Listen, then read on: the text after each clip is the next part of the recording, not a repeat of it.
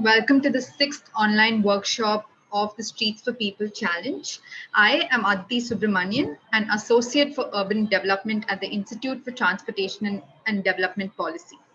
Today, it is my pleasure to welcome all of you, senior officials, engineers, project management consultants, community partners, and all other stakeholders who have connected to this session, even on YouTube. Welcome to the sixth online workshop of the Streets for People Challenge. So let's begin by taking a quick look at the agenda for today. First up, we will have an introductory address by Mr. Rahul Kapoor, Director, Smart Cities Mission, Ministry of Housing and Urban Affairs. He will share a few words of inspiration with all of us. Next, we will have an inspiring discussion with Bangalore, Kochi, and Imphal, three cities who have been leading the way with the city-led competitions. They will share their process and take us through their learnings. The presentations of the day will take all the cities through the test, learn, and scale process. We will see how cities can implement on the ground, capture the learnings, and also develop a scale-up strategy. Additionally, you will get details about the evaluation process and the scoring criteria. Finally, we will end with a Q&A session to address any queries. Before we jump into the session, I would like to highlight a few housekeeping rules for everyone here. Participants and panelists, please feel free to chat and interact with each other in the chat box. Please address the chat to the panelists and attendees option. Type your questions, however, in the Q&A box. Our team will shortlist these questions. And if you like a question, you can also upvote it to bring them to our notice. So heading into the workshop, we have some staggering updates from the cities. And so let's just take a quick look at that. So 34 cities have rolled out the city-led competition, and they've been working with the participants to refine their designs and to shortlist entries. Many of the cities have also started receiving submissions and have identified the jury experts to select the winning entries. 10 cities have in this process declared the winners and now have started collaborating with the teams. This is an exciting moment for the challenge, and we hope all cities receive fantastic entries to develop Streets for People in the coming weeks. In our panel discussion today, we will understand from a few cities how they went about the challenge and the submission process itself and their next steps. For now, I would like to invite Mr. Rahul Kapoor, Director, Smart Cities Mission, Ministry of Housing and Urban Affairs, to deliver the introductory address. Thank you so much, Aditi, and very good afternoon to everyone who has joined this webinar. This is the sixth webinar in the series on the Streets for People Challenge, and just to give you a quick update on the kind of work that has happened under this challenge and the kind of progress that the cities have made. So today, 34 cities across India have rolled out a design competitions, and each of them have selected at least one such flagship and one neighborhood site for the transformation. So we have 10 cities, including Aurangabad, Karimnagar, Gurugram, that have gone on to identify the winners through an expert jury, who also had representatives from the community, so as to make the whole process of evaluation transparent and comprehensive. And nearly 2,000 team of designers, architects, and professionals from around the country have registered to participate in the competition. So I think this whole effort and the whole idea of having a design competition as part of the Street for People Challenge and a kind of momentum that it has generated has been a huge success. It is, I think, for the first time that the Smart Cities Mission has undertaken such an exercise wherein the whole ecosystem of designers, architects, and other professionals from the urban sphere have come together to make their cities more pedestrian-friendly, make their public spaces more user-friendly, and basically meet the aspirations of the people in a comprehensive manner, in the whole spirit of cooperative federalism, wherein you actually engage with the users, with the stakeholders, and try to imbibe those changes into the city plan and design. So, of course, all the cities have also embraced the participatory planning processes. We have cities like Nashik and Vijayawada, that did roll out a community voting process where the entries were showcased to the whole community through the open street events and social media channels. So this has been a fairly innovative way of evaluating the various design submissions and other efforts that cities have taken. So we have cities like Bengaluru and Vijayawada that have hosted on-ground exhibitions, wherein they have showcased the designs and also shortlisted the design solutions for jurors and citizens to comment upon. And over 20 cities have conducted walking audits with their participants to facilitate a deeper understanding of the sites and host stakeholder consultations. So today we have 3 cities who will be there in the panel discussion. We have Kochi, Imphal, and Bengaluru, and these cities have received really fantastic designs and entries that the jury has gone through. And of course, they have been able to identify the winners in these categories. So today we will be hearing from them about their whole experience on how they went about getting these submissions, getting the whole designer community, the engagement process, and then the evaluation process, and the collaboration that they did with the participants to finally come out with a selection of the final design. Now, seeing this momentum, what we have decided is to extend the stage 1 submissions for all the cities to the 30th of April. So we want to see more momentum, more such traction taking place in our other cities, and we are looking forward to seeing the tactical initiatives on ground. So I would like to encourage all the cities to basically come together.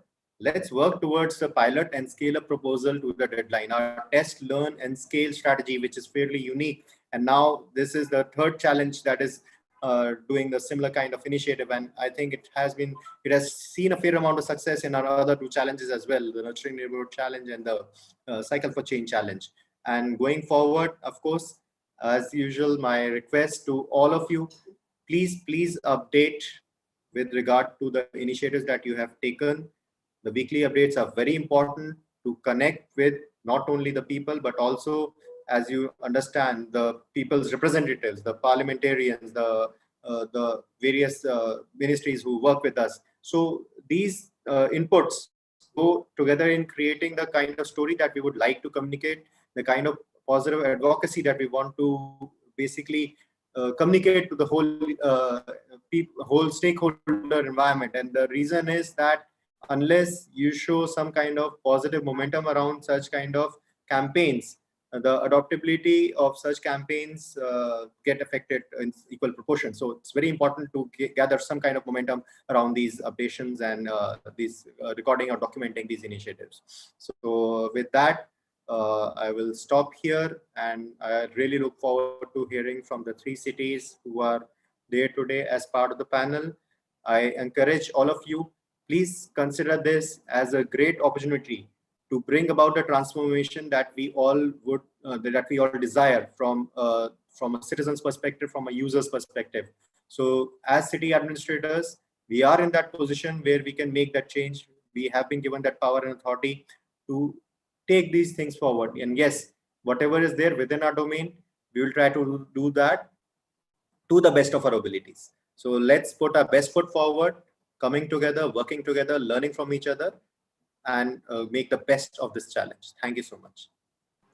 Thank you so much, sir, for those words and stressing upon how we should work together with the citizens. I think our cities have been doing such a fantastic job of that, and we're looking forward to hearing from them as well. Also, I think sir has, conveyed some very exciting news about the submission deadline itself being pushed, and how we're looking forward now to seeing very exciting initiatives happening on the ground. So I think the next 2 months are going to be very exciting for all of us as well. So now let's look at what we have ahead of us in the next couple of months. So I think, yeah, so here we have the challenge roadmap. So most of the cities have identified the pilot locations, the flagship and the neighborhood. You've also hosted a city-led design competition that I think has done brilliantly. Over nearly 2,000 teams across the country have registered for this. And now we get into the very important phase of testing these pilot interventions. And this is where we're at today. So, and this is what we're going to be discussing. But before that, before we jump into that, we will be hearing from 3 cities on their learnings from the competition and what they have planned next. On that note, I would like to welcome the panelists for today. We have Bangalore, Imphal, and Kochi. From Bangalore, we have Ms. Monica Kashari, the Special Officer from DALT. Imphal, we have the CEO of Imphal Smart City Limited, Shri Harikumar Singh. We also have Urmi, the Director from the Placemaking Foundation, Imphal. And from Kochi, Ms. Anita Mohandas, the Project Coordinator for the Streets for People Challenge, will be presenting. At this point, I'd like to invite Ms. Ashwati Dilip to moderate the panel discussion. Ashwati is a Senior Program Manager at ITDP, leading the complete streets strategy, policy, and the project works. Also, a reminder to the cities, if you can stick to the presentation time of 8 minutes, then we will have an engaging panel discussion as well. Over to you, Ashwati. Thank you so much, Aditi. And yeah, it's been quite a journey, very well described by both Rahul sir as well as Aditi. And I still remember late December when the first set of design briefs were uploaded on the Street for People Challenge. And it's been a fantastic journey since then, like the way Aditi explained. Now, when we take any action, sometimes we get the results that we expect, and sometimes we are taken aback by some surprises. So there might be cities that have received many entries, and there are some cities that may not have received so many entries. But our innovation is in learning from this test. This is a test, and learning from this test and seeing how we can now make changes such that we can put the best foot forward. So to know more and hear more on this, let's invite our cities. First, I'd like to invite Team Bengaluru to share their presentation of their journey. Over to you, Team Bangalore.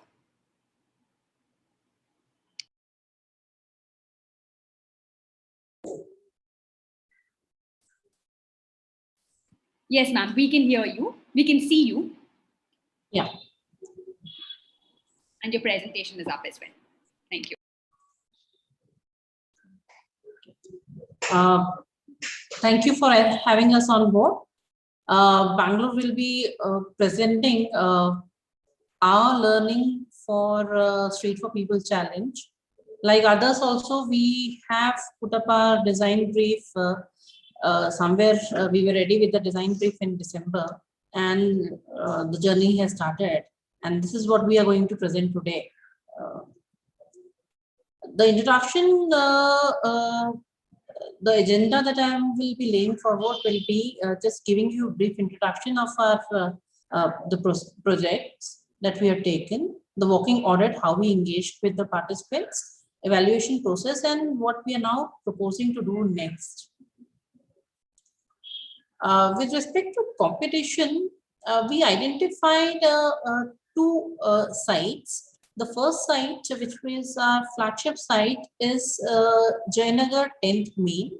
It's a market street in a upscale residential locality, a very well-planned locality. And we have identified a market street here, which is abutting the BDA shopping complex. The neighborhood site is in a mixed use neighborhood. Wilson Garden. It is home to quite a number of schools and has all the categories or categorization of various uses present for a neighborhood. So this is our second site that we had identified. We rolled out a design competition on 18th of December, and after the site selection, we started preparing a brief with site details, issues and opportunities of the site photographs and map, and it was shared. The registration deadline was supposed to end at 4th January. Since one important aspect of this whole competition was to have a working audit, the team here planned how to go about the working audit. So we identified on the identified streets, what we did was we went and did a preliminary site recce in order to identify important landmarks, what would be the potential sites for intervention, and also to identify the route so that we are able to plan out our walking audit properly. Now, while doing that, what were the main points that we looked at was how do we start, what would be our pause points, where we end our walking audit, and how and what would be the question and answer discussions, how are we going to capture that. And in order to take these two sides, we also try to see which would be the ideal time to go forward when we have a lot of people we can speak to. So in fact, the time of the audit was also important and deliberated upon, and that's how we arrived at that also. Now, while we were planning to how to go about walking audit, we also looked at who would be the stakeholders. Our BBMP, Bangalore Smart City, being partners, were already there. We also involved the traffic police. We also involved the community, that is the Resident Welfare Association and the Traders Association. In order to get representation from the people who are aware about the surrounding, we requested that we should be in a position to get nomination, and the officers who will be nominated to these to the walking audit should be the area specific representatives. So they're very well aware about the area, and we are able to get some sort of an insight from them.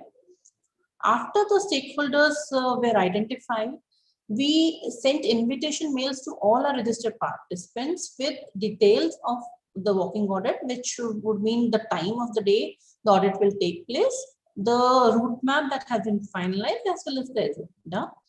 Now, the walking audit was also very well documented by way of videos, photographs, and even note taking. So there was a dedicated person who was actually listing down all the deliberation and taking note of whatever was being said. Now, this is our flagship site, how we went ahead. See, Jayanagar, starting point, the introduction to the competition brief was given. You can see that the representative from our stakeholders, quite a number of people being present there, which were also the people who have applied for this. At every pause point, the questions were being raised and the questions were being replied by the community. Since the time was fixed as per the possible interaction with the community, we had evening time in Jayanagar where a number of people and street vendors were also seen, and we interacted with them also. Where we ended, there was a question and answer session in order to understand basically give them all kind of replies to the queries raised. Similarly, for the neighborhood side, we started at the start point by an introduction about the history of this neighborhood. And this was done by the community itself. The RWA very wholeheartedly participated in this. And every poll was asked to the traffic police, to the other stakeholder representations. This was done during morning time when there was less traffic and people were going or coming back from their work. Similarly, we ended at a end point where we could have an interaction, deliberate on the queries, and this is how we completed our walking audit. With this, we also opened the channel of communication by creating a dedicated WhatsApp group between the applicants, the stakeholders, and the participant agencies. And it was during one such deliberations, we got a request for getting drawings having details of all the measurements. So we commissioned a total station survey of both the sites, and then the details were shared with the participants. Our submission deadline was on 28th Feb. We received about 29 participations, 22 for our flagship site and 7 for our neighborhood site. And the evaluation was proposed for 5th of March. We derived an evaluation criteria and there was a committee formed. Monica, and the committee was having constituents from BBMP, Traffic Police, Smart City, RWA, and from DUL. And the evaluation criteria was basically to see that the applicant had understanding of Street for People's challenge. They are able to understand the site requirements. The suitability of design solution addressing issues and opportunities were given the maximum marks. Creativity of approach was also marked. Use of locally available material, economic and practical aspects of proposal was also looked into while evaluating. The evaluation process, we started with going through all the briefs that they had submitted, and the committee went around looking at the designs that was presented. On the display panel, we reviewed the design. After that, the presentation and written notes were reviewed, and then the committee had a discussion amongst. Yeah, so sorry to interrupt, ma'am, but can we wrap up the presentation in the coming 2 minutes? I'll do that. Thank you so much, ma'am. So we discussed and we finalized the winning entries. So there were 3 entries, first, second, and third for the flagship site, and there were 3 entries for the neighborhood sites we selected. They for all the entries that we selected, we have identified the reason by which they were selected. In some cases, it was practicality of the site. In some cases, the identification of the potential site which we can take up immediately was taken up. We have awarded the participation certificate to all the winning entries. As a next step, the projects have been identified for the flagship site as well as the neighborhood site.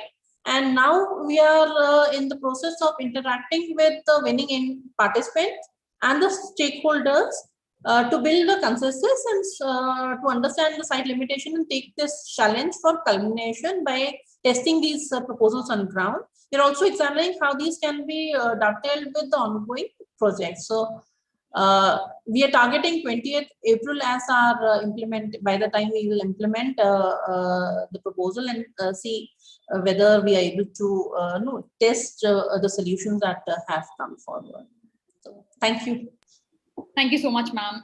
Thank you for sharing your journey, and it was really nice to see how you had planned the audit with such a lot of diligence, including the time as well as ensuring that there's a collaborative process with all the the residents as well as business communities, etc., coming together.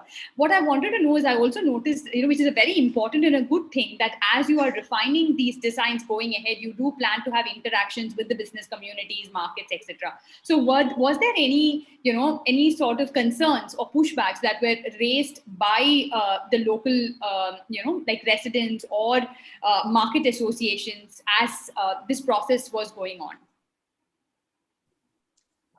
For the neighborhood, we had full support from the Residents Welfare Association. In fact, they have been very proactive in giving even insights into what can be taken up, what is easily implementable. And we were lucky to have them on board because we started interacting with RWA quite early to actually look at the possible sites which can be taken up for intervention. For RWA, for our flagship site, Jayanagar, since it's a market area, we have on board, in fact, in the evaluation committee also, we had the chairman of the Traders Association present. So there was a very well taken response that we got from them. In fact, whatever proposals we have identified, we are again going back and sitting with them and taking it further. So we'll try and modify if there's something which they feel will not fit well. But yes, the dialogue is open between the RWA as well as the Traders Association. So we are in talks with them. Sure, ma'am. Thank you so much. And another quick question, ma'am. So if you had the opportunity to change something from what you had done, your process so far, to improve the process, or if you could give one key element that you thought was very, very useful in your process for other cities to take on, what would that be, ma'am?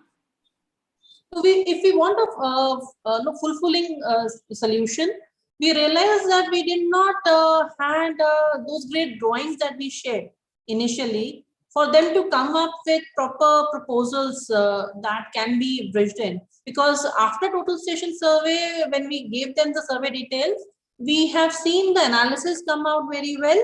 We have seen them to bring out design solutions which are actually now a step further for taking us for implementation. Sure. Thank you so much, ma'am. So we will come back to you after we hear from the other panelists as well. Thank you so much. So now that we've had a really interesting discussion with Team Bangalore, I'd like to invite the CEO of Imphal Smart City to present their journey. Over to you, sir.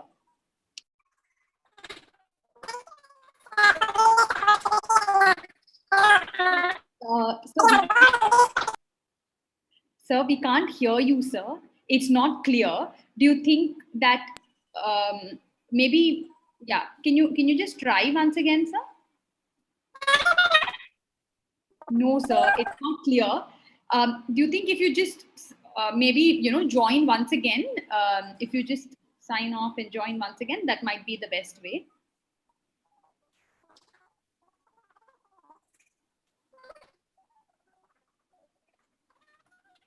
So we can't hear you, sir.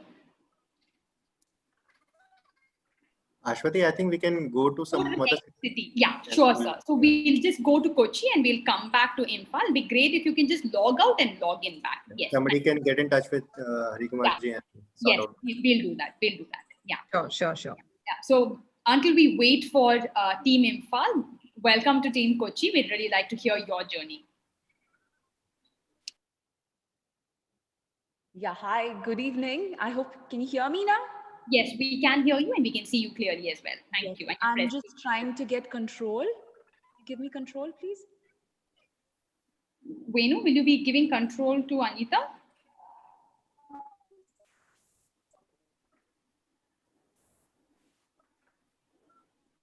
Anita, can you let me know if you have access already to the screen or? Can you put this on full screen? I'm not being able to access the last panel on the screen. Sure. Just a second.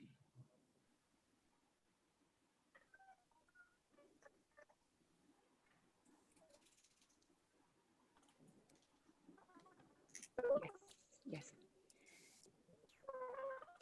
So at the onset, I'd like to thank Mahua and ITDP for this opportunity.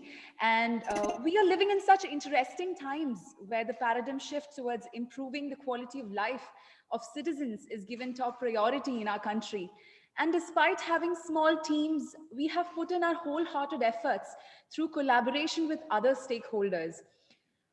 In Kochi, it's common to see overutilized public spaces. And with this initiative, Kochi Smart Mission Limited intends to create many more such venues along streets. So we will begin with the SOP journey so far by Kochi. Kochi had enrolled in the challenge in November 2020. And the streets for which design competitions were to be held were identified in consultation with stakeholders.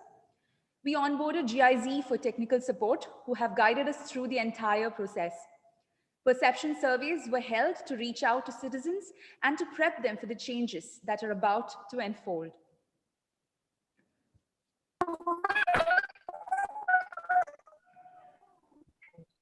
So flagship pilot streets were chosen as streets with commercial potential and those that are well connected to transit stations. And neighborhood streets were chosen as those that have dense, low-income settlements and have the potential to rediscover the value of residential streets and for boosting local economy. So rolling out the design competition happened on 22nd December 2020. 126 registrations were received and location-wise detailed design briefs, base maps and photographs with participants was shared with participants. Apart from these, city-specific street design guides were also shared.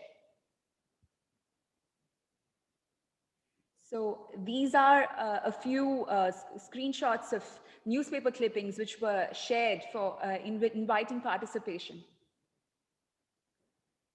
We did our walking audit on the 5th and 6th of January 2021. So how did Kochi facilitate a good walking audit? CSML notified participants through email and WhatsApp.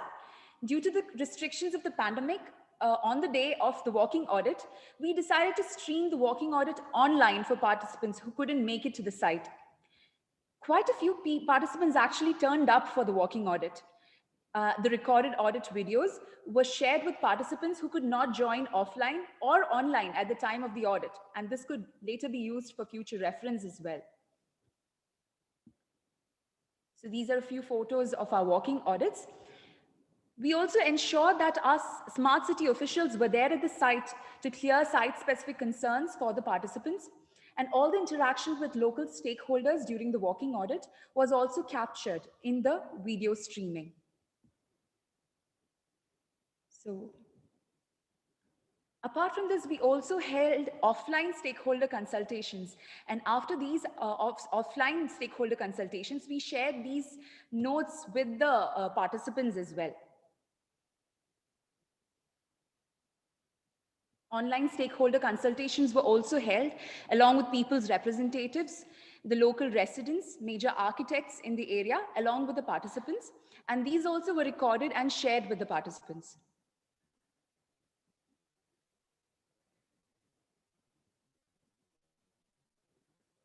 After 5 weeks since rolling out the design competition, it was closed on the 31st of January, and the received entries were reviewed by the technical experts, and 11 designs were shortlisted.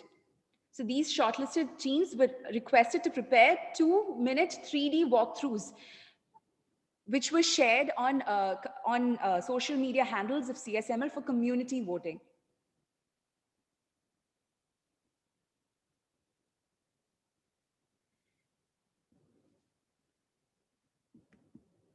So we were able to reach out to 21,000 people, and we have received 5,800 likes for the designs. And through this, we were able to finalize the most popular design.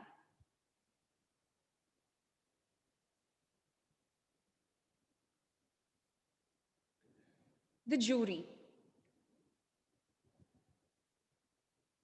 So this was held on the 24th of February 2021. And the jurors were selected in line with the guide issued by ITDP, and the jury announcement poster was circulated to the participants and publicized on social media platforms. You can see a snapshot of the resource which is available on the platform of Streets for People. So we're going to the evaluation. How did we conduct the evaluation? So in order to orient the jurors to the design competition, the location-wise design briefs were shared with the shortlisted design entries with the jurors. The evaluation rubric prepared by ITDP was very helpful for us, and this was also shared prior to the jurors for individual juror assessment of each design, which then eased out the evaluation process during the jury. Each team during the jury was allocated 12 minutes, which included a presentation of the 2-minute walkthrough video, 5 minutes of the design presentation, and 5 minutes for the question answer session with the jurors. After this, a panel discussion ensued, and the winning entries were finalized. These are a few snapshots of our jury presentation. The winning entries were finalized for the teams that incorporated the real problems of the sites with real implementable solutions with imaginative ideas. So here are the first, second, and third prize winning designs.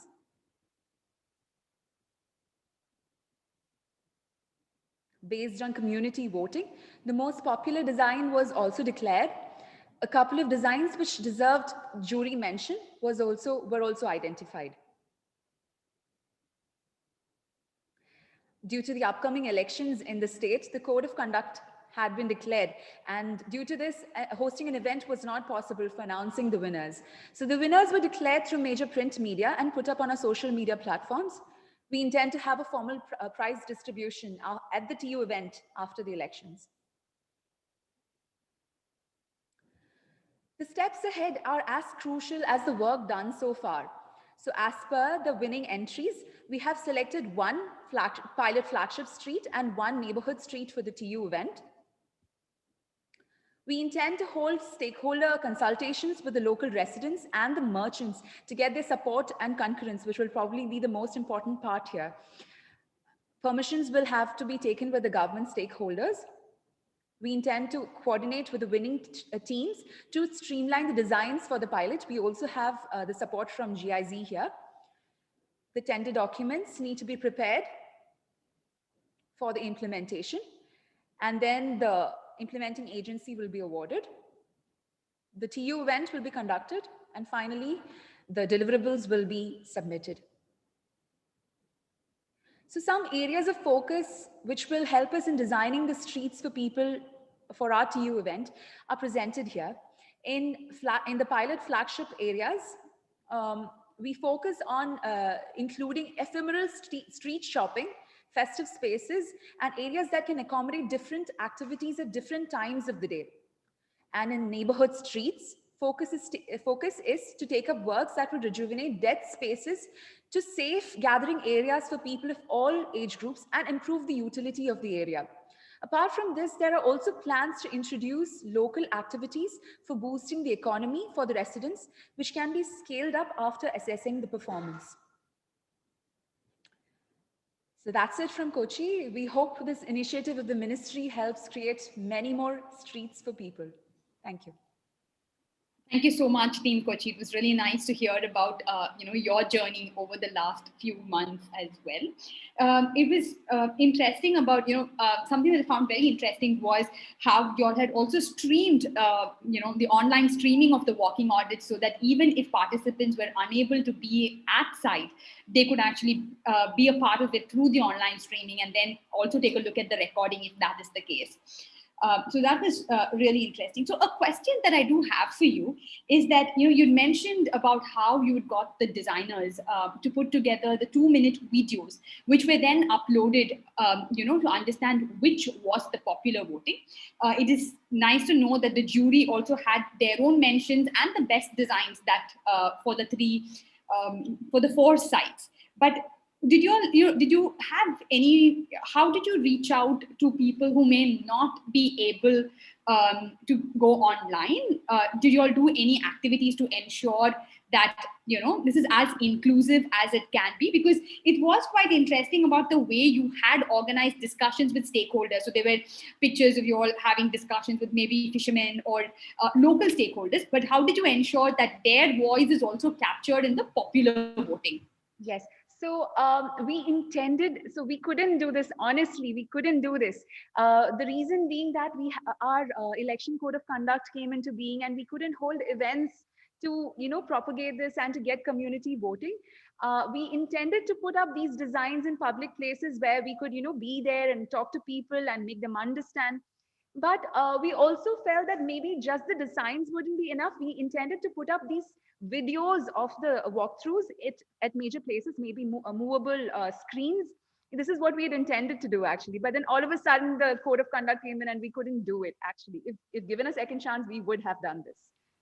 Thank you, Anita. Thank you for that clarity. That was very, very useful. So to you, I think this is one piece that you did mention, that if you had an opportunity to sort of, change the process, that is something that you would focus. So did you all have, taking cue from the discussion that we had with the team Bangalore, did you all share topographic surveys with your designers? What is the kind of information that you're given to the designers for them to design? So we shared detailed design briefs with the exact requirements that we want, what we intend to get from the designers. That is one. The second is that we gave them the topographical surveys of these areas, as well as the proposed. So most of these areas were coming under the smart cities projects. So we also gave them the proposals that we are giving in that we have in that entire area, so that they can understand what our vision is for a better understanding of that. And apart from that, So yeah, and yeah, apart from that, the design, we had city-specific design guides. We have a transport strategy document and an urban street design guideline for Kochi, which was prepared by the Kochi Municipal Corporation. So we could share that as well, which helped them. So apart from this, actually having traffic studies for these roads would have been really useful. We couldn't have that detail, you know. We had an all-round, but we did not all-round traffic study, but maybe a more detail could be useful for the cities actually. Sure, sure, Anita. Thank you so much for those. We will come back to you once we hear from Team Imphal as well, depending on our time. So thank you so much, Anita. So now, after we've heard from Bangalore and from Kochi, we'd like to invite Team Imphal to share their journey. So could you try now, sir?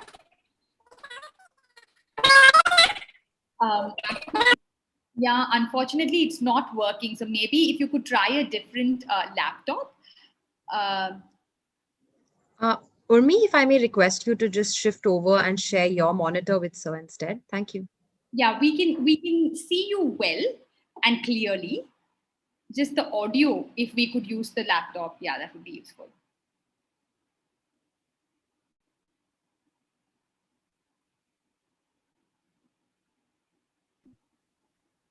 Yeah.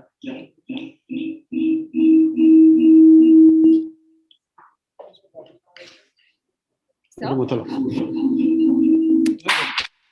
one, Just yeah. give me 1 second. The echo is there. Yeah, no problem, no problem. We can see you clearly and we can also hear you. It's just the echo. So if we can fix that, I think we will be ready to go ahead. Mute out.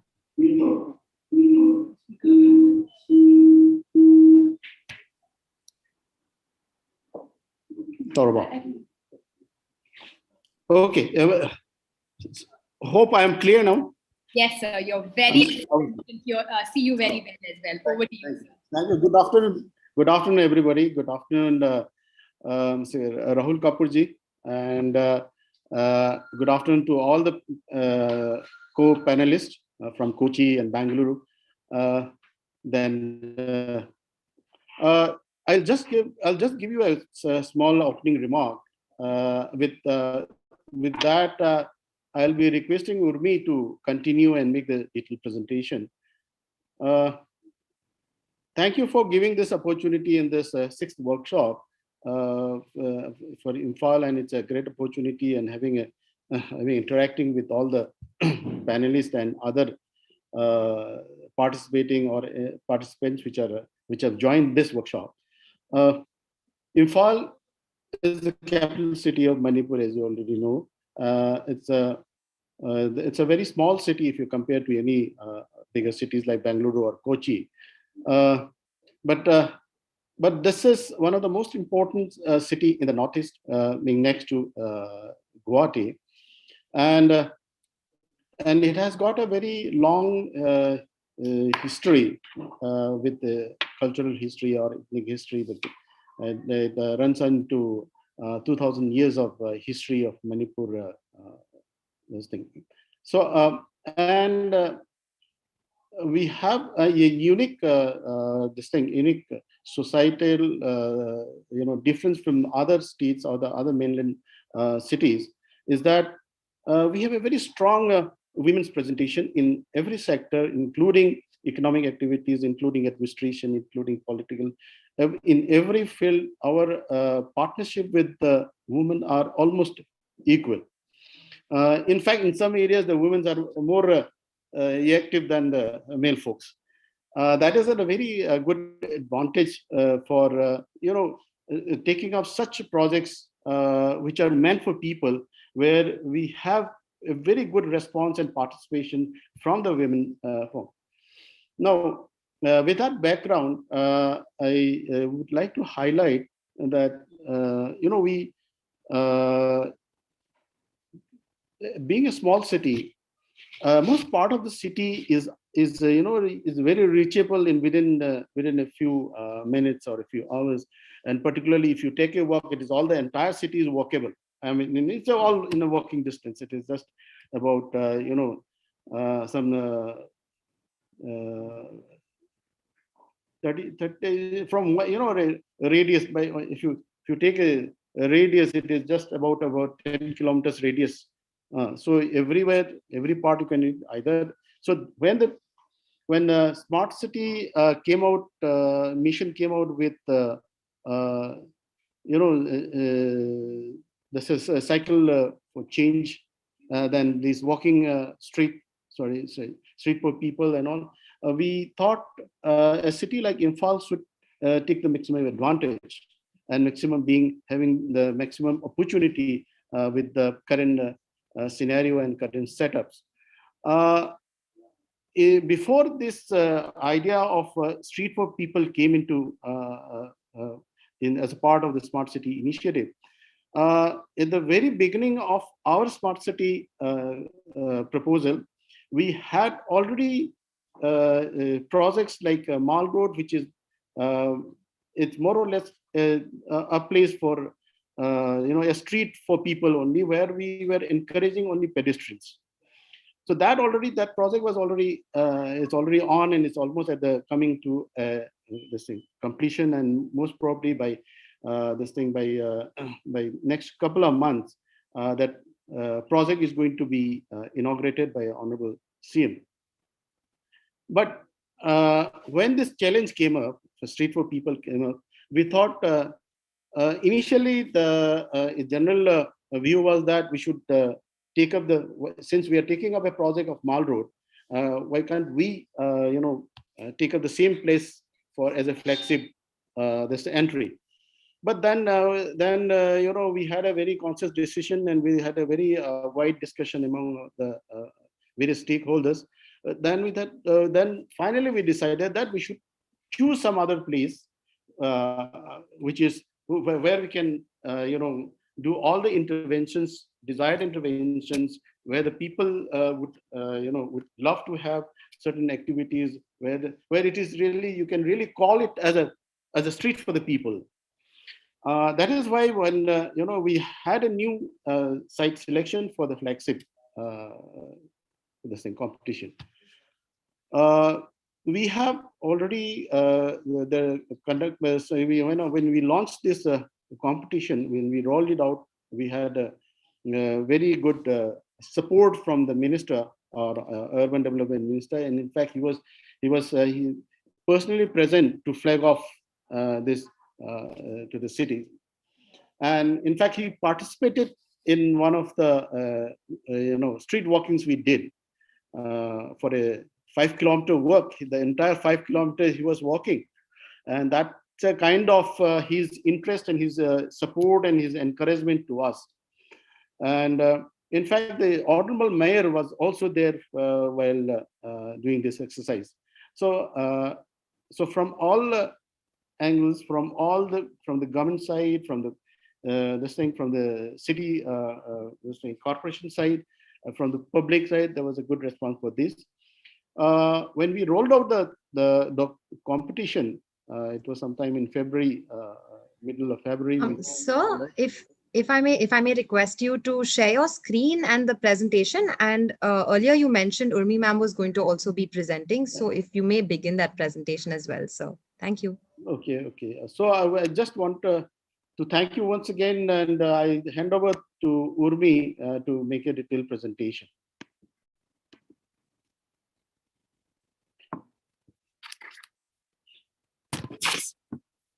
Thank you so much. Hello, everyone. Because of technical glitches, which are very common in our part of the world, we are having to sort of go with the flow. So here is let's come to the presentation for Imphal that I pulled together.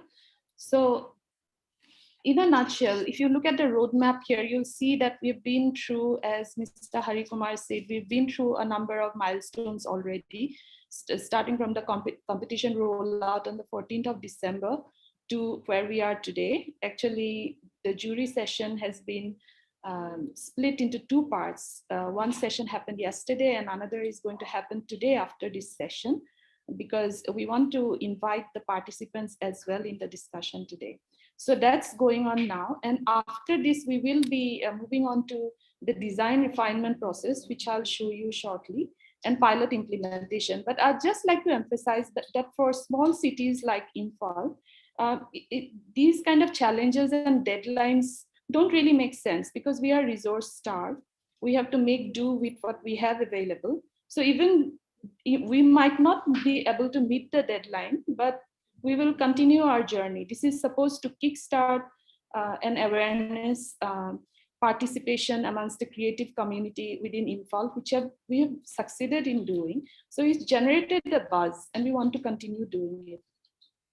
So here are some snapshots from the activities we have done in the past. This is from the walking cycling launch event, which saw a turnout of over 60 participants. Let me just move around. Because Imphal has a big bicycling community, and there is an active walking community as well. So you can see that right from the minister to officials to participants, there was a huge turnout, and it really created a buzz. And then we moved on to the selection of the two sites. I won't get into the detail of the selection process because Mr. Harikumar has already touched on that. But this is the flagship site that we selected, which is right in the core of the city, very close to the commercial areas. And it's flagged by iconic polo ground and a park to the west and a school to the east with key roads running alongside it. But this section of the street, even though you can see that it's paved, the infrastructure is there, but it's dead. There is spillover activities from the park in the morning, and it turns into a parking area in the evening, in the rest of the day. But apart from that, there is no other activity for such a prime location, which is a shame. Then we move on to the neighborhood side, which is also from a historic point of view, it's right at the core of the city. And Street number 1. And it's also called street number 1. It connects the iconic Kangla Fort. Actually, it's going to connect via a footbridge that's under construction right now across Imphal River. And it goes through very dense mixed neighborhoods with people from different socio-economic, religious backgrounds living alongside it. So it's a very interesting and challenging case study as well. So the bottom right picture is the footbridge that's under construction right now. And there are problems like litter and haphazard parking and no space for unorganized street vendors. So these are some of the issues that came up. These are some photos of the walking audit, which happened on 17th of February for both the sites. And as you can see, the local ward corporators also walked with us and identified some of the key issues that they face in their locality and highlighted them to the participants as well. So after the walking audit, the findings were compiled in a report format with the pros and cons of each of the sites compiled and shared with all the participants. These are just some key points that I've extracted from that report. So in essence, we saw 29 teams registering, which is not bad for a city of Imphal size. And over 20 teams participated in the walking audit. There was continuous dialogue with the teams via a WhatsApp group formed just to answer their questions and provide them feedback. The prize money was also increased to encourage participation, and all this was widely publicized through social media and press releases. But at the end of this period, and after all this effort, only 5 teams submitted. And actually, I rang up Angi to say that I'm quite disappointed with this outcome. But the feedback that I got from her is that for small cities like Imphal, this is not really a bad outcome. And the quality of the submissions have been great, so on the plus point. So moving ahead, so we are now moving to the jury session. As I mentioned that we have the first half that took place yesterday, and the second part is going to happen today. These are some of the key representatives from various departments that have been appointed to be on the jury, including the ward corporators from both the sites. And this is a summary of the evaluation processes. What I'd like to highlight here is that today what's going to happen is, yesterday they reviewed all the entries. Today what's going to happen is that the teams are going to present their entries themselves, followed by a Q&A session. They are going to use the same standard criteria that's been followed, that's been provided by ITDP. But in addition, we would also want the jury members to identify one street design element from each entry that best represents the quicker, lighter, cheaper concept, which means that because we are focusing on easy to implement solutions that would have a wide social impact, we want, even if from the 5 entries, the jury members, the 7 jury members pick up one, then we will have 5 elements to pick from. So out of that, we'll have a palette of elements we can pick from and take through the refining process. These are some screenshots I grabbed from the entries. As you can see that a range of ideas have been put forward, and we are really excited to be going through them. We'll go through them one by one and see what can be implemented on the ground. And in terms of the next steps, so today's session, we'll find out the winners, of course, out of those 5. For one side, there are 4 entries, and for the other, there's just 1 entry. So it actually, first, second, third position, it doesn't really make sense because all the participants are winners in a way. And we want to pick up elements from each of their designs for implementation. So that way also, we want to collaborate with each of them. So today's session will be followed by a workshop where we actually sit with them and work on the elements that have been chosen from their entries, and then take them through 2 rapid rounds of refinement.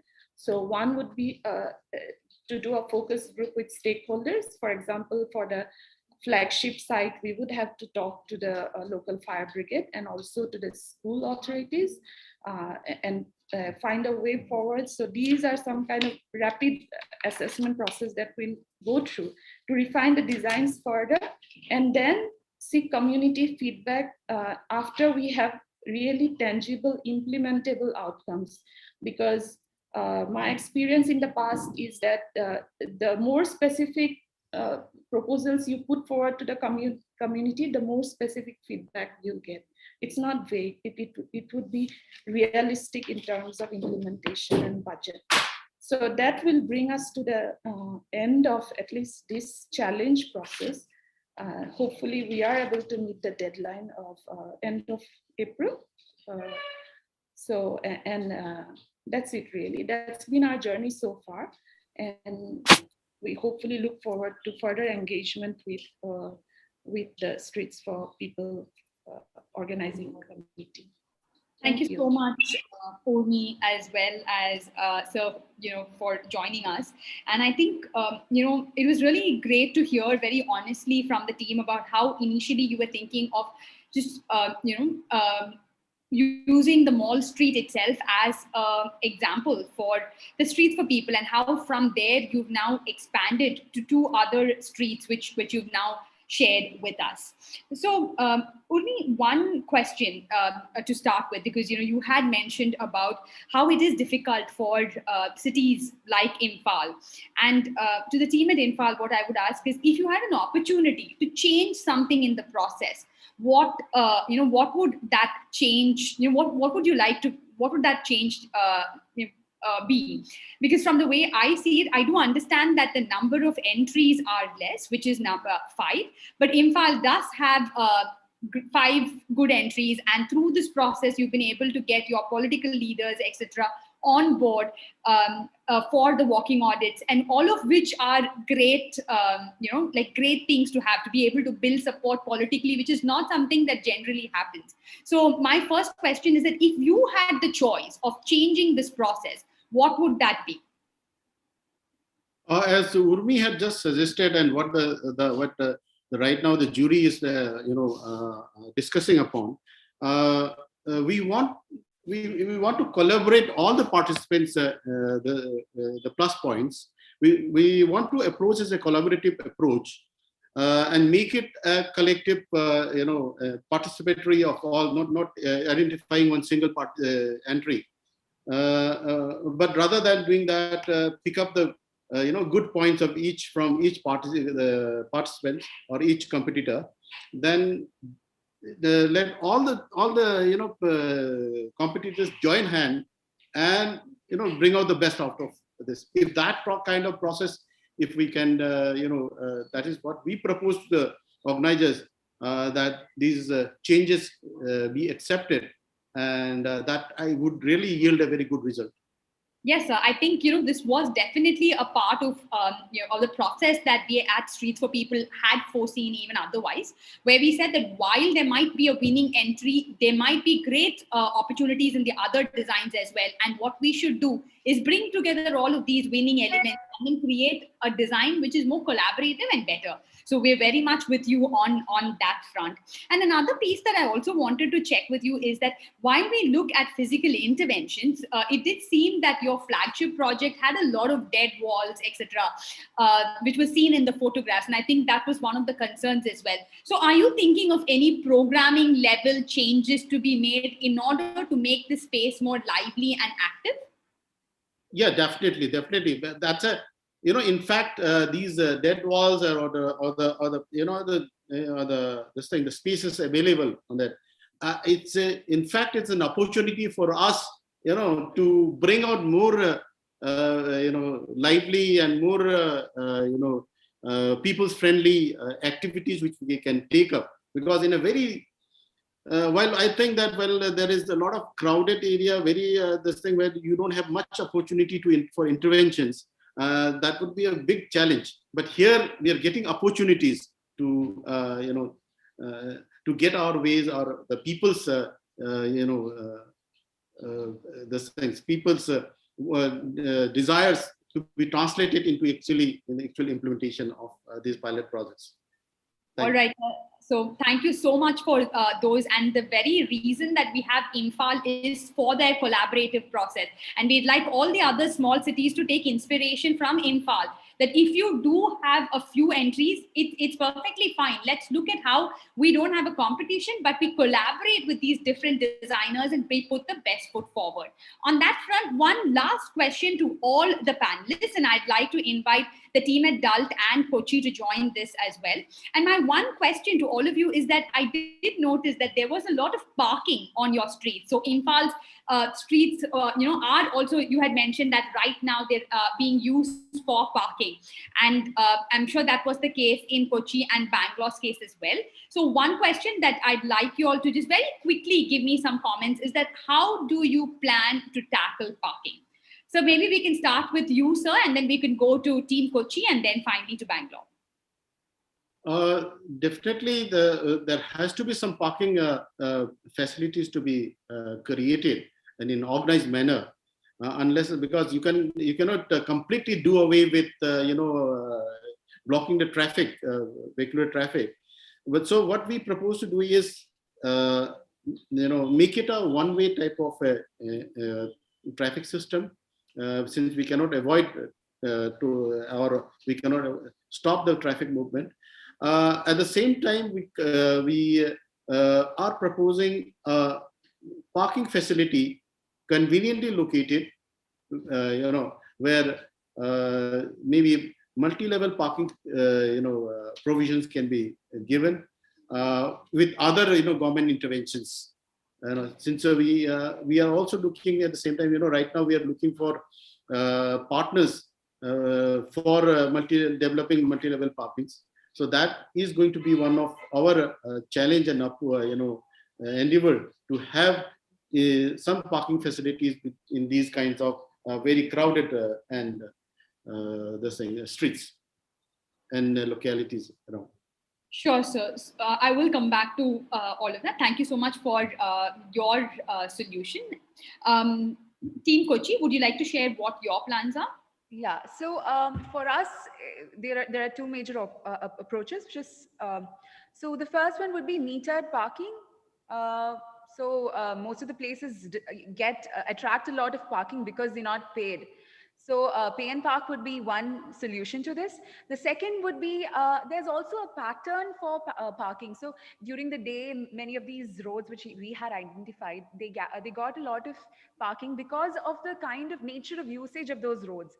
So maybe again, especially for our tactical urbanism event, it will be very useful to for us if we could map out what all times of the day this parking is required, and then demarcate particular areas which, as our CEO from Imphal was saying, the similar thing, that we will be showing that these are the only locations that you can park.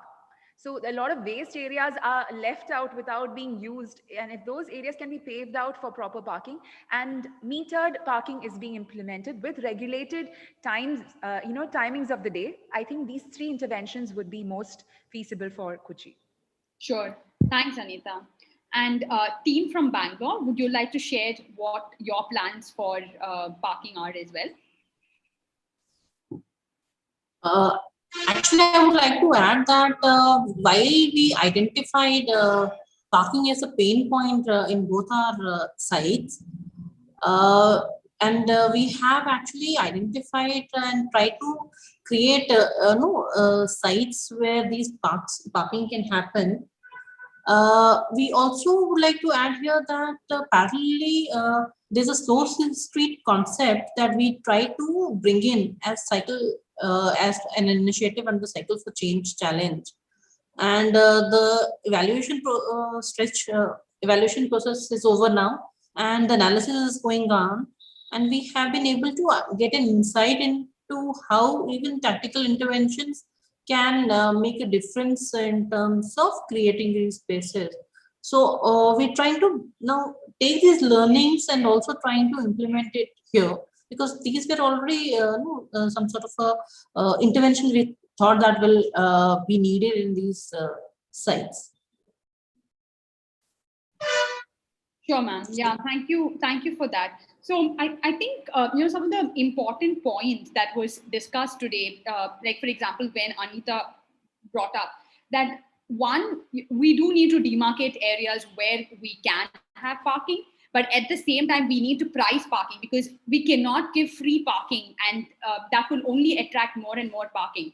And an MLCP with free parking around will not serve any purpose, because people will continue to park on the ground. So I think hearing from the different panelists, it would be great in case of a parking issue to demarcate parking, to distribute the parking, and to price parking, so that we can then control parking on our streets. More on that, we'll definitely share more guidance as well. But I think that's it from us right now on the design competition. And now we're going into a great stage of how we can test the pilots, and over to Aditi and Angi for the same. Thank you. Thanks, Ashwati. Thank you to all our panelists for such an engaging session, and sharing their thoughts on parking, which I think is going to become something that cities focus on in the Streets for People challenge. So now we've seen the learnings from the design competition, and we're in the coming month going to be implementing it on ground. So I invite Angi to share her screen and begin the presentation for this. No introduction to Rangi, because I think she's been coordinating with most of you for the challenge anyway. Thank you, Aditi, and thank you, Bala, for sharing your screen. And yes, good evening, everyone. Thank you, Imphal, Bangalore, Kochi, for sharing your journey in this S4P challenge so far. Very, very interesting discussion we've had so far. Yes, let's quickly take a look at what was covered in the previous workshop. To recap, we are at the third stage in the challenge roadmap of testing out our pilot interventions on ground. So there are 4 phases, if I may, in this process that are segregated into design and implementation. Cities are expected to begin with refining the design under the design vertical, and then there are steps that need to be completed towards implementation. That's before, during, and after pilot testing. In the previous workshop, we covered points 1 and 2. So to just run all of you super quickly through both these verticals, firstly, under refining the winning design, as we've heard from the panelist cities right now, it's important to work closely with the winning team in order to refine your designs and further bring them to the level of implementation. You can also take the route such as Imphal did to collaboratively get all the winning design teams together to choose and pick the kind of elements that are working and that can be implemented on ground. Secondly, do remember to integrate cycling interventions as well, such as your segregated cycle lanes, your shared or calm streets, so that cyclists also feel safe to ride along this pilot. Safe intersections can also be implemented if an intersection is present in your pilot location. Also, please refer to our India Cycles for Change website for detailed resources and guidelines to develop cycling safe infrastructure. Next, feel free to reach out to our team at ITDP to schedule design discussions and receive expert feedback on your designs before implementing. Lastly, community buy-in is extremely important. Remember to present this design to your community and get valuable feedback. This will also help to reduce pushback from them at any later stages in this process. Remember that the designs we're seeking are tactical in nature. So quick, easy, low-cost solutions is what we're looking at implementing as of today. So kindly keep this in mind as you're refining your design and do not design for permanent implementation at this point. Moving ahead. So once you have your final design, you need to prepare for your on-ground testing. So what is it that you're going to do before testing on the pilot location? First, you prepare a detailed work schedule. Next, prepare a traffic management plan and also identify relevant stakeholders and distribute responsibilities to them. Also go ahead and seek all the necessary approvals that you require, for example, from the traffic police. All right, so now moving ahead, we have a solid design at this point and we would be preparing to actually test this on the ground. So let's gear up for testing the pilot interventions. Also, we're going to be sharing a implementation guide, a detailed implementation guide that covers all of these points that are mentioned in this. So from refining the design before pilot, during and after pilot testing. This guide also covers more details on materials that can be used, such as your materials for segregators, your surface treatments, and other important points that you must keep in mind while implementing your tactical urban solutions. Yes, so now moving on, what is to be done during the pilot testing process? Yes, first and most importantly, prepare the site. So fix all your potholes and uneven surfaces that are there on site, sweep and wash the road that is dusty or soiled, clear out all the garbage, clear out all the litter of the street. Make sure that your street is spick and span to adopt your new design. Also, please keep in mind to prune the trees that might be obstructions for cyclists or pedestrians who are expected to use this intervention once it's implemented. Next, outline the proposed design on this new and cleaned road. So mark the edges of your pedestrian space, your cycle lanes, bulb outs, extended traffic islands, whatever it is. Also mark out any other design features that are planned for as a part of your tactical urban solutions. It's also better and safer to do this marking in the night. So, you know, especially on streets that have heavy traffic, so that it's safer for those volunteers who are coming in to help out for this implementation process. Also, please feel free to improvise this design when you're on site as well, in case the ground realities are a bit different from the drawing that you have anticipated. Some materials that you could use for outlining the proposed design include chalk or chalk powder. And you could also use some kind of traffic cones to demarcate that segregation. Water-based paints can also be used. Next slide, please. Yes. Now, once you've outlined your design on site, you will now put in effect an alternate traffic plan. So conduct trials of this pilot for a short period and observe the traffic movement, like see how the cars, how the vehicles are responding to this new traffic plan that you're going to implement. Observe the site conditions, like I mentioned, especially on the tricky locations, such as property entrances or at intersections. Have a look at whether the new turning radiuses are working, especially for the bus movements. Materials that can be used for this trial run include traffic cones, barricades, or chalk and paint to outline, but make sure that whatever you use is visible for the cars so that they begin to obey the new design. Also, seek support from the traffic police during such trials. ensure that they enforce the new traffic patterns and also involve volunteers in this process. Also, finally, now you can implement this design on ground. So first, based on the previous learnings that you've had during the trial of that traffic plan, you can revise the design, alter your BOQ and schedule again based on the learnings you had, place warning signs and barricades, to cordon off the road and ensure the safety of your volunteers while implementation. Also make it a community-led process as well. And here we would like to mention that we urge cities to maintain this pilot on ground for at least 1 month to receive valuable feedback from the community and actually understand the impact that such a pilot can have on them. So here's a quick glimpse of that implementation guide that I was talking about. Here we have detailed out the materials, like I mentioned before, that you can use, such as your segregators, street seating, other place-making elements that you could possibly use, surface treatments and signages as well. So please refer to this as you prepare yourself for testing the on-ground pilot. All right, so now you have tested this on the ground. What's next? Let's take a look at the steps that need to be taken care of after you have tested the pilot on ground.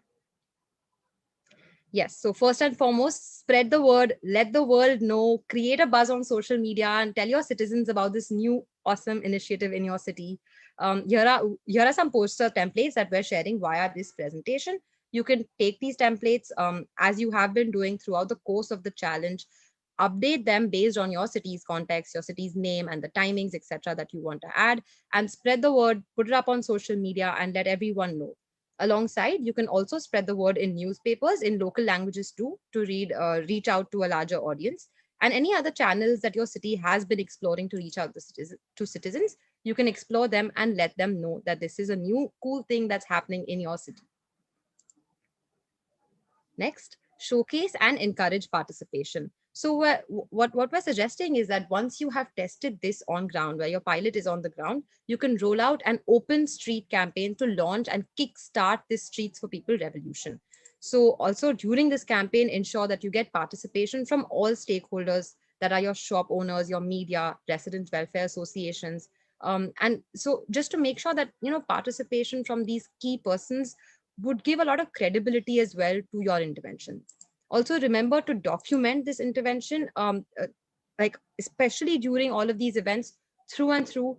You can use images and testimonials that you have documented and gathered from these events for other outreach activities in the future to build support and scale up Streets for People in the city in the coming year.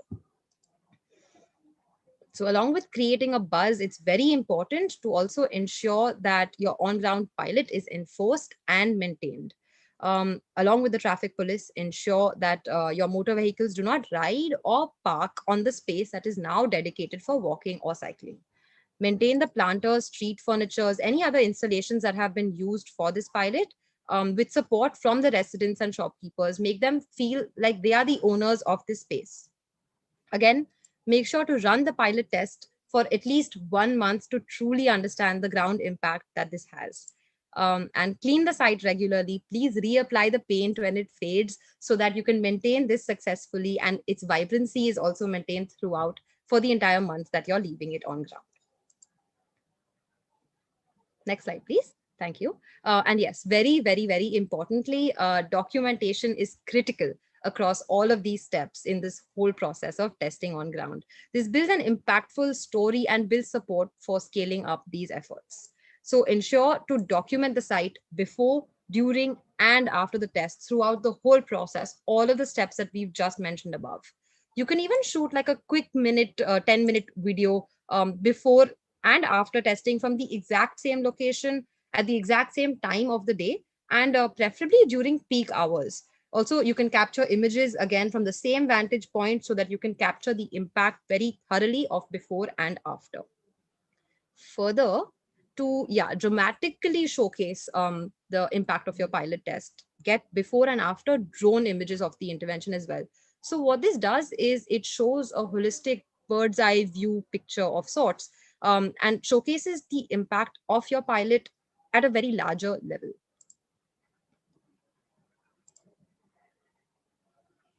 yes, to summarize, these are the 4 steps like we have been discussing towards successfully testing your pilot interventions. They're segregated, like I mentioned, into the design and the implementation stage. Just to quickly summarize, under design, you will first refine your design, and under implementation, complete all of the steps as discussed above before, during, and after testing the pilot on ground. And that's it. Congratulations, cities. At this point, you would have completed a successful pilot test on ground. I hope all of you remember and recall the challenge mantra that we have of test, learn, scale. So this milestone at this point demarcates the completion of your first pillar of having tested your designs on ground. Now let's take a look at how you can capture learnings from the design process, from the process of implementing on ground, as well as measuring the impact of your pilot. So yes, here are a couple of verticals under which we request you to reflect on the learnings that you've had. So reflect on the collaborative design process, document insights from your pilot testing process, and then measure the impact of your pilot test. Yes, so capturing learnings is a very critical step before scaling up streets for people in your city. So note that these learnings that you'll be capturing during this phase is also going to form a part of a mandatory evaluation requirement for stage 1 of the challenge. You will be sharing these learnings with us as a part of your evaluation. Yes. So under each of these verticals to reflect upon, we have listed some sample questions to set the expectations. We will be sharing and detailed capture the learnings guide that will help you understand and document each one of these sort of verticals to reflect upon. So yes, to start with, reflecting upon the collaborative design process. At this point, you've rolled out a design competition to reimagine your pilot location. And based on that process, here are some sample questions to think about. First, yes, what were the key challenges faced by your city as you rolled out the competition? Was it something related to COVID while conducting your walking audits, or did you have fewer registrations for perhaps one of your sites?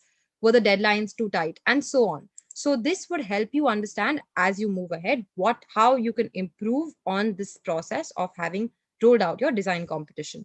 Some other sample questions include: what were the strategies for communication and outreach of the design competition? How was that response? How did you facilitate a collaborative design process with the participants? What would you have done differently? Similar to what some of the cities in this panel discussion reflected upon right now, we want all cities to go back and think through how you could have improved upon this process. Under the next vertical,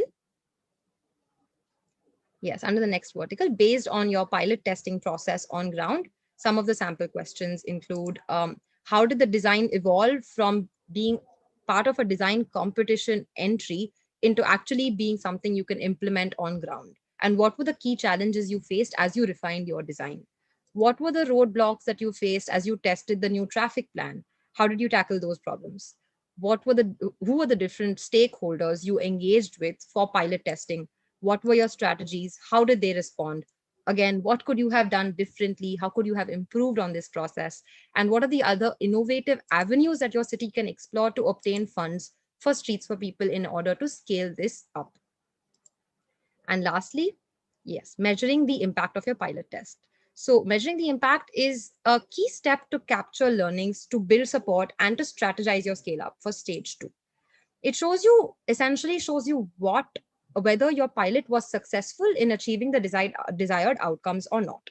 And a few methods to do this include, perhaps you can add a feedback board or some suggestion boxes on your pilot locations after you have tested your designs on ground. So as people are using it, they can come in and share their feedback of how they feel, whether they're appreciating it, and what other things could be improved upon, because they are the true users of the site and they'll be able to give the most valuable feedback. You can also deploy volunteers to collect individual feedback from each person who's sort of using your site at that point. You can get testimonials and interviews from the users as well. Ensure to get feedback from all user groups, including women, children, elderly, and the disabled. And any other innovative ideas that your city can come up with, please feel free to explore, experiment, and try it out on ground. Okay, so here's an interesting fact. It is proven that it takes a minimum of 21 days to make a habit. And we want, like mentioned above, we want all users to experience this intervention until the time they get completely used to it. And then they're able to share valuable feedback about their own experience on site. And in order to achieve this, we request all cities to maintain the pilot on ground for at least 1 month. I have stressed upon this point a couple of times and stressing upon it again. Ensure to maintain the pilot on ground for at least 1 month. So as of today, we are in the middle of March. As mentioned above, the deadline has now been extended to 31st of April to test the pilot and to make your submission for stage 1.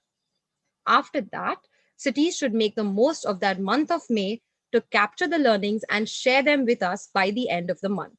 More details on the exact submission requirements will be shared by Ashwati shortly in the same workshop, shortly after. And yes, so this brings us to the end of our first presentation on testing and learning. Over to you, Aditi, if there are any questions. Thank you, Angi. Thanks for walking us through this process. We're taking questions at the end, so I encourage cities to ask their questions in the Q&A box about the test and the learn process that Angi explained. I'm now going to hand it over to Ashwati, who will take us through the scale up process, but wait till the end because she's also going to talk about the scoring and the evaluation process.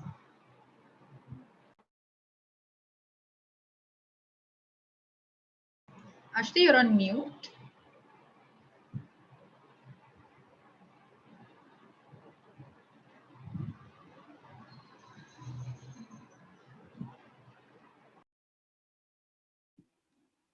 Can you hear me, Aditi? Yes, Ashwati, we can. Can you see my screen? Yes, Ashwati. Yeah. So yes, like Aditi said, we're going to be discussing about two main components. One is scale up and the other is about evaluation. So first, let me take you through the scale up.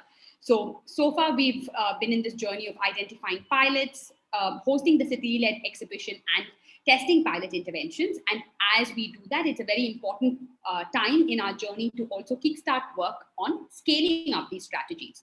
So the key idea of scale up for Streets for People is to create a network of healthy streets. Now, we've also discussed about this in our India Cycles for Change challenge, but for the cities that are only a part of the Street for People challenge, let's once again look at what are healthy streets. Now, healthy streets are streets where every citizen gets a fair share of road space, where everyone can breathe clean air, where no lives are lost, where walking and cycling are attractive, public transportation is easily accessible, where everyone moves around the city seamlessly, where all different user groups, including women, children, elderly, feel safe at all times, where people really enjoy the street life and want to stay in the streets for much longer than just walk through or drive through, where local businesses flourish and where the design adapts to climatic change. So how can we achieve healthy streets and healthy streets for the entire city? Last workshop, we had discussed about how to create long-term vision for creating healthy streets through the policy adoption, how we can set up the right kind of institutional processes to ensure that we succeed in the vision that we have set forth. And today we're going to take a very brief look at how do we create the plan for the years ahead so that we can achieve the vision stated in the policy. So the long-term goal is to develop healthy streets across the city, and we're going to take a look at two pieces that can be done in the next year. One is to make the existing pilots permanent, and two, to strategize and select at least 3 more sites to test out in the coming year. What I'd like to share now is that by the end of April, when the stage 1 submission is required, we are expecting we will share with you what needs to be submitted, but these are expected to be submitted by the end of May, and I'll come to that soon. And for cities like Imphal, where the city itself is small as well, we encourage you to look at sites in different neighborhoods. So they don't need to be flagship sites if you think that we do not have too many flagships. So look at different sites that can be converted into streets for people by not just interventions, but also adding programming. So to get started on the citywide healthy streets plan, we will be sharing the guidance document shortly. There are two main components that we'd like you to work on. We'd like you to think about what are you going to focus in the next year. Bring the learnings from the pilot testing to develop a scale-up strategy, and please engage with the community throughout this particular process and create the citywide streets plan. And next is also to identify funding sources for the work that you are setting out to do in the next year. Now, an important component that I'd like to really highlight is that while we create these interventions and paint them beautifully, it's not how beautiful they look, but how many people are using them and enjoying the space that is a matter of, that is what success is about. So embracing a citizen-led approach and building momentum for these interventions are very, very critical. Most of you have been carrying out open streets campaigns, and we'd really like you to keep going at it so that we bring more and more people to our streets and help them experience them in a very different manner. And next, we would also encourage you to look at how you can institutionalize this process so that different neighborhoods can now ask or demand for open streets to be held in their neighborhoods, and also bring together CSOs, institutions, and other organizations to implement or roll out this open streets campaign as well. So we encourage you to set up web portals and interactive applications for identifying locations, and work with various stakeholders for devising localized community-led open streets initiatives. Now, let's move on to look at the evaluation process. As we heard early on, our stage 1 submission has been extended to April 30th.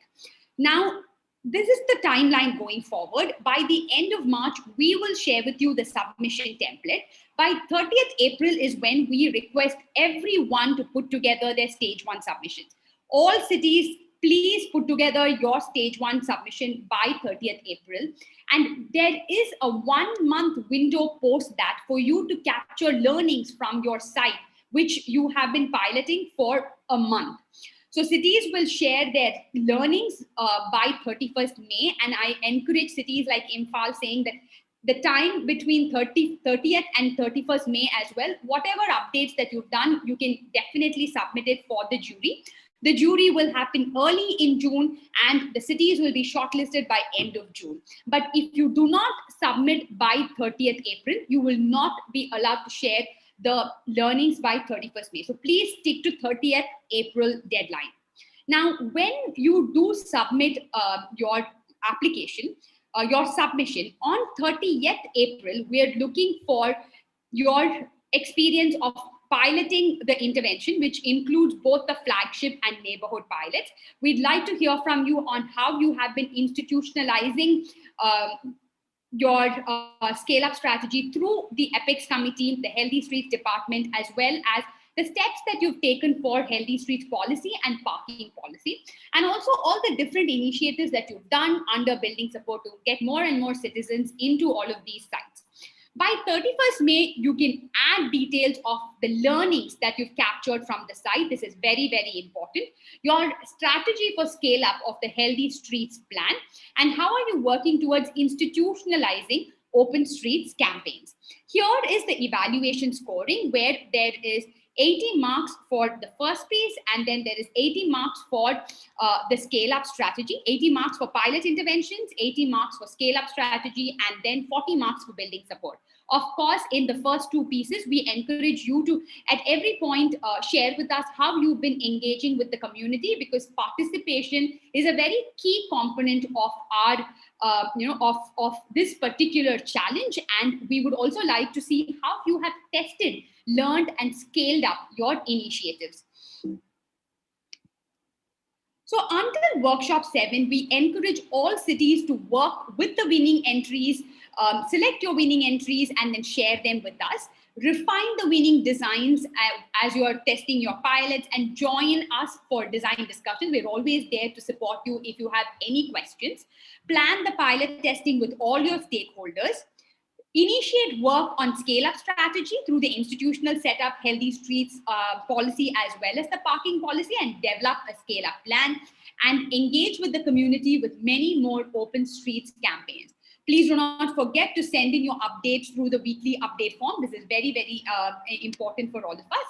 And We at our end will, until then, share with you the presentation and video of the session, the parking policy template, the guide to capture learning, guide for scale up and funding, and the submission template. So we wish you the very best and thank you so much. Thank you, Ashwati, for running us through that. And I think it's exciting, to start work towards the submission itself. We do have questions, but in the interest of time, there's just one key question that someone has asked. So because cities in the Cycles for Change Challenge have already started work on the policy and the institutionalizing, setting up the committees and so on, will that be accounted for in the SOP challenge as well during the submission? Sure. Thanks, Aditi, for that question. So what we'd like to say is that the work that you've done will definitely be considered, but the progress that you've made is what will be considered. So for example, let us say that you had initiated process and started working on revising or making edits to the policy. But now, and which was what you had submitted for C4C, the India Cycles for Change Challenge submission. But if you have since then uploaded the same for public consultation, if you've organized consultations, those sort of, what is that you've done since then, that would be considered when we are looking at the submission for Streets for People. What I would like to reinforce is that we have various cities and various cities with different starting points. A city like Bangalore might be way ahead where they've done a lot of work and they're still building on it. And there might be cities like Imphal who are beginning and taking very important steps. So it is not the quantum of what you do, but from where to where, from where you were, how much more have you been able to do is the is the framework that the jury will be coming in with.